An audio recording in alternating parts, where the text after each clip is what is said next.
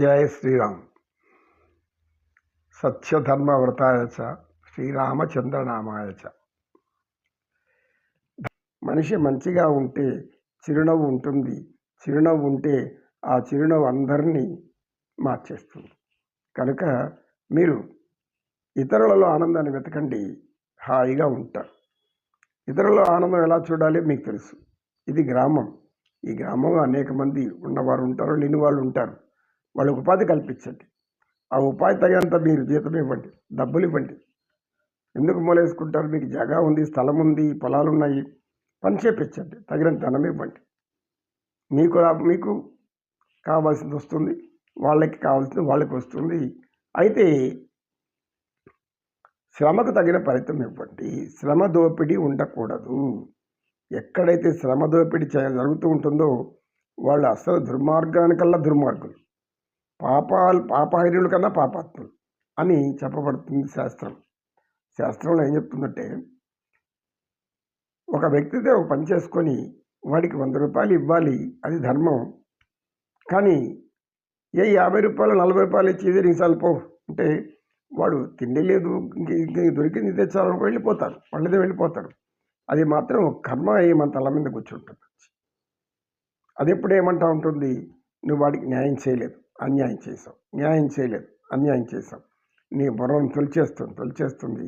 బుర్ర పాడైపోయి తర్వాత ఇలాంటి ధన సంపాదనలు ఎంతోమంది కోట్లు సంపాదించి మనశ్శాంతి లేకుండా జీవించేవాళ్ళు అనేక మంది ఉన్నారు. ఇది అసత్యమేం కాదు, అనేక మంది ఉన్నారు. ఎంతో ధనం ఉన్నా కూడా లోపల అనేక వేదన, బాధ, కోపం, నిరాశ ఉంటారు. కాబట్టి నిరాశలో ఎప్పుడు కూడా నిరాశను తెచ్చుకోకూడదు, నిరాశలో జీవితాన్ని పాటు చేసుకోకూడదు. కనుక మీరు ఆనందం గురించి అధికారి కనుక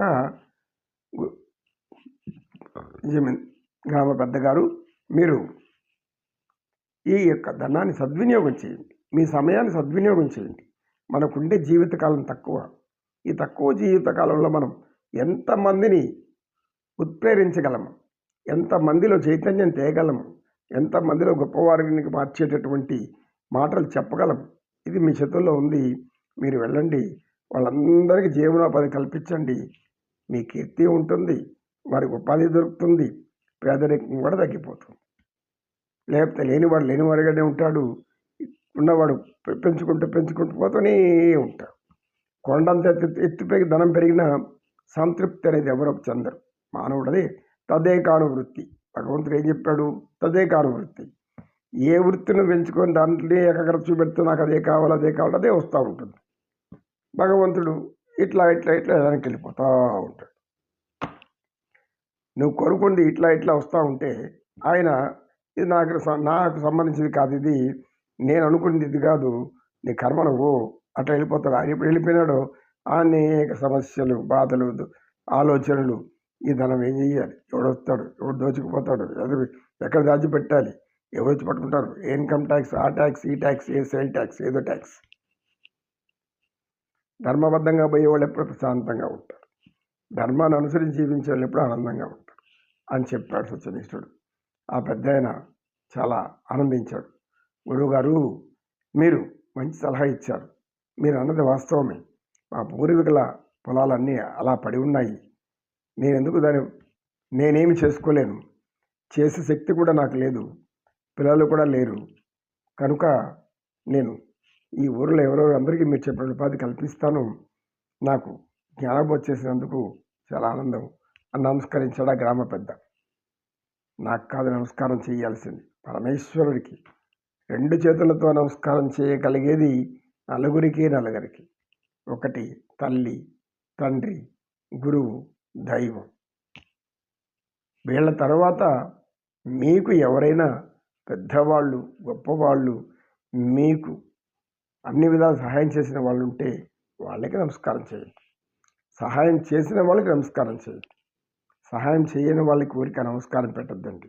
ఎందుకంటే ఆ నమస్కారం విలువ అందరికీ తెలియదు. ఈ నమస్కారం విలువ పరమాత్ముడు మాత్రమే స్వీకరించేటటువంటి అది ఒక గొప్ప త్యాగం. అది మనం ఈ 2 చేతులు కలపడం అనేది. 2 చేతులు కలపడం అంటే ఏమి? భార్యాభర్తలు కలిసి ఉండడము, ధర్మబద్ధంగా జీవిస్తానని చెప్పడము, ఇవి ఈ 5 వేళ్ళు పంచభూతాలకు గుర్తులు. ఈ పంచభూతాల సాక్షిగా నేను ధర్మాన్ని ఆచరిస్తాను, ధర్మాన్ని అనుసరిస్తాను, సత్యమే చెబుతాను, అన్ని మంచి గుణాలే కలిగి ఉంటాను అని చెప్పడానికి అలా దండం పెడుతున్నాం. మనం ఇలా దండం పెట్టేస్తే ఏదో అనుకుంటారు అందుకే మనకి. ఇలా దండం పెడితే ఎవడో మనకు పడిపోతారు, లేదా ఏదో మనం చెప్పింది చేసేస్తాం అనుకుంటారు. అది అజ్ఞానం. ఎవరిలో ఉండొచ్చు.